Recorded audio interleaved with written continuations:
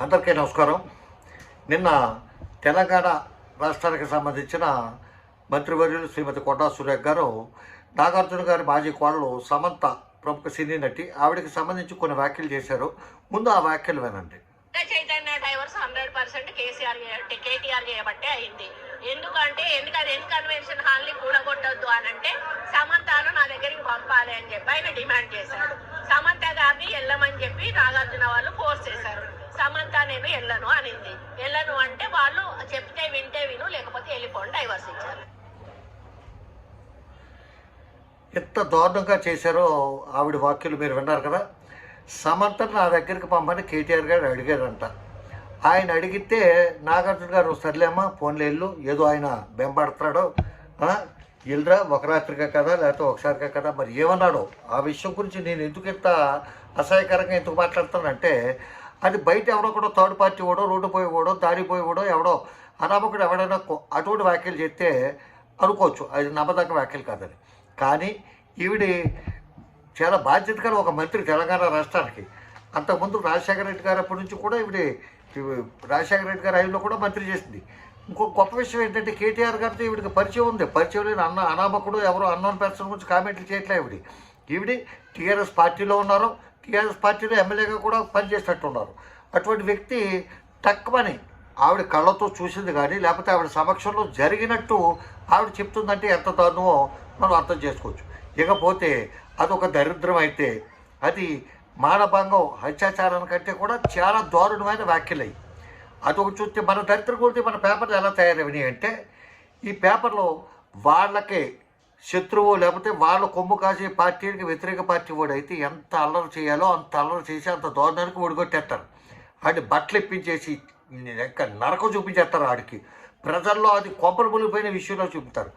ఈ ఇష్యూని ఎంత తేలిగ్గా అసలు ఆవిడ కొండా సూర్యకి చేసిన కామెంట్లు ఏంటి, ఈ పేపర్లో రాసేరేంటి, ఇది ఆంధ్రజ్యోతి. ఈ ఆంధ్రజ్యోతిలో ఎవరు రాస్తున్నారు, నాగ చైతన్య సమంత విడాకులు కేటీఆర్ వల్లే, ఆయనతో పడలేక 2-3 హీరోయిన్లు పెళ్లి చేసుకున్నారు అని. విడాకుల సమస్య ఏమైనా ఉందా? ఆ విడాకులు గొడవ వేరు. అసలు అతను రమ్మని అడిగాడు కేటీఆర్ అని చెప్పి ఆవిడ చెప్తుంటే ఈయన ఎవరో నాగార్జున గారు సపోర్ట్ చేస్తూ వెళ్ళమని చెప్పి ఒత్తిడి చేశాడని చెప్పి ఆవిడ చెప్తుంటే అది వదిలేశారు. అధికారంలో ఉన్నప్పుడు కొందరు హీరోయిన్లు ఫోన్లు ఫోన్ టాపింగ్ కూడా దీనికి. ఎందుకంటే తాను డ్రగ్స్ వాడుతూ అందరికీ వారికి అలవాటు చేశాడు. హీరోయిన్లు కూడా డ్రగ్స్ అలవాటు చేశాడు ఈయన. మంత్రి కొండా సూర్యకి విపరీత వ్యాఖ్యలు.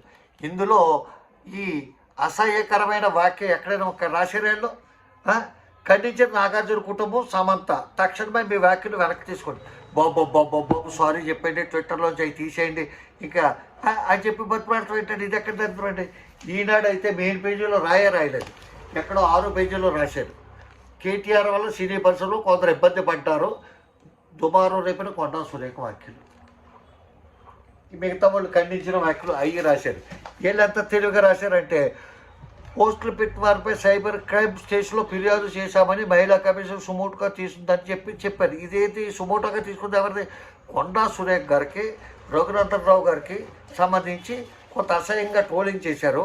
ఆయన ఏదో నూలుకు సంబంధించిన దండ ఏదో వేశారని చెప్పి ట్రోలింగ్ చేస్తే అందులో డీపీ హరీష్ రావు గారు ఎవరితో ఉంది కాబట్టి వీళ్ళంతా టీఆర్ఎస్ వాళ్ళు అని చెప్పి ఈవిడ చాలా మనోవేదనకు గురయ్యి కంటతడి పెడితే ప్రెస్ మీట్ పెట్టింది. ఆవిడ అంత బాధపడ్డ వ్యక్తి అదే సాటి ఆడదాన్ని అంత దారుణంగా మాట్లాడొచ్చా? కాకపోతే ఏంటంటే ఇక్కడ అసమర్థుడు ఆడింగ్ వ్యక్తిలాగా ఈ నాగార్జున మీ ట్వీట్ ఉపసంహరించుకోండి, మా కుటుంబాన్ని రాజకీయాలకు లాగొద్దు అని చెప్పి అంత అసహ్యంగా మాట్లాడతారు. ఏంటంటే అదేంటయ్యా, కోడలు అంటే నా కూతురు లాంటిది, దాన్ని నేను కేటీఆర్ దగ్గరికి వెళ్ళమంటాం ఏంటి, ఆవిడ చూడటం వచ్చిందా ఏంటి అని చెప్పి పోయి పోలీస్ రిపోర్ట్ ఇవ్వాలి కదా, మహిళా కమిషన్ ఫిర్యాదు చేయాలి కదా, కోర్టుకు వెళ్ళాలి కదా.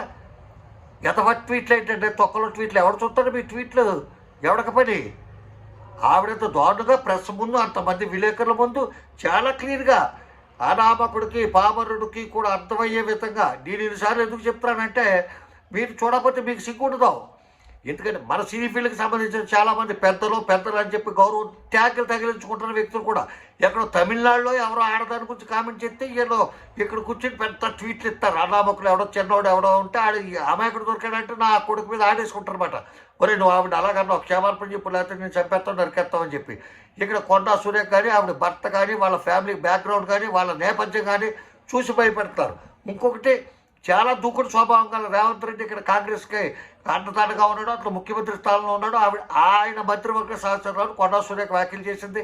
కాబట్టి మన ఆస్తులు ఎక్కడ ఉన్నాయి, మన టీవీ స్టూడియోలు ఎక్కడ ఉన్నాయి, మన పేపర్ ఆఫీసులు ఎక్కడ ఉన్నాయి, మన సినీ నటులు సినీకి సంబంధించిన ఆస్తులు ఫామ్ హౌస్లు సంపాదన అంతా ఇక్కడ ఉంది. కాబట్టి మనం ఏమైనా ఎవరో సమంత కోసం మనం దూరం అంటే రిస్క్ అయిపోతున్నాం బాబు.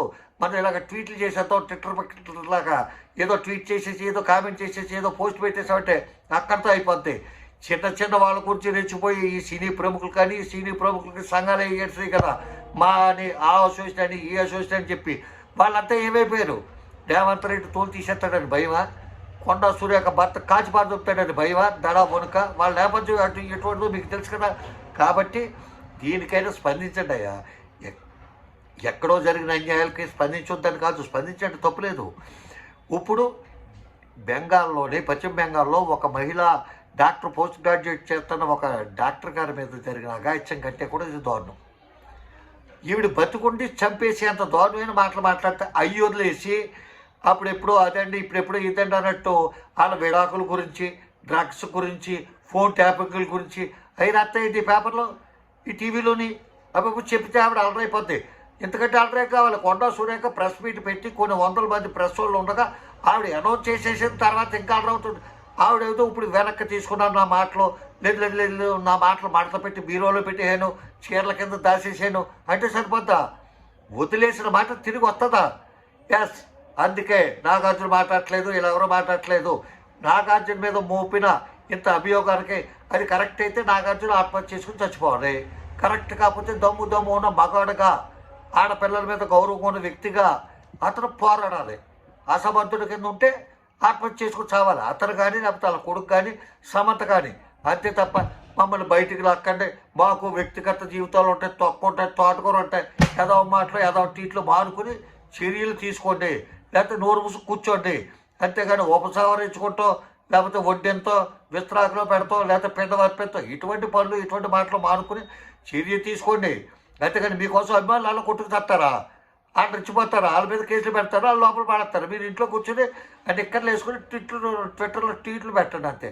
బుద్ధి జ్ఞానం లేకపోతే సరే. ఆవిడైనా రేవంత్ రెడ్డి గారు నిజంగా దమ్మున లీడరు, డైనమిక్ లీడర్ అని అనిపించుకోవాలంటే ఆవిడ క్యాబినెట్ తొలగించండి. ఇంకేమన్నా ఆవిడ అంతకంటే మానవంగం కంటే దారుణంగా ఆవిడ మాటలు మాట్లాడిస్తే ఆవిడ ఇంకా సపోర్ట్ చేస్తా. ఆవిడ ఎవరైనా ఏమన్నా అంటే ఆ మాటల కంటే ఇంత తయారైపోతారు మళ్ళీ ఈ కాంగ్రెస్కి సంబంధించిన ఎంపీలు మినిస్టర్లు కూడా. ఇది చాలా దారుణం. రేవంత్ రెడ్డి గారికి ఇది శోభించదు.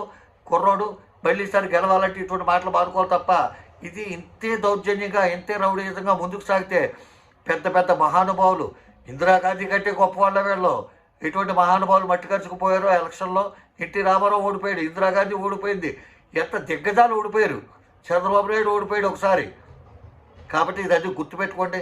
ఎంత గొప్పవాడైనా ప్రజల ముందు బలవంతుడు. కాబట్టి ఈ విషయాన్ని సీరియస్గా తీసుకోవాలి తప్ప ఏదో తూతూ మంత్రం కింద గడిపేయద్దని చెప్పి కోరుతూ ఈ స్పందించదలుచుకున్న పెద్దలని చెప్పుకుంటున్న వ్యక్తులు కానీ పెద్దలు కానీ సామంతతో నటించిన నటులు హీరోలు అందరూ కూడా ఇది స్పందించాలి.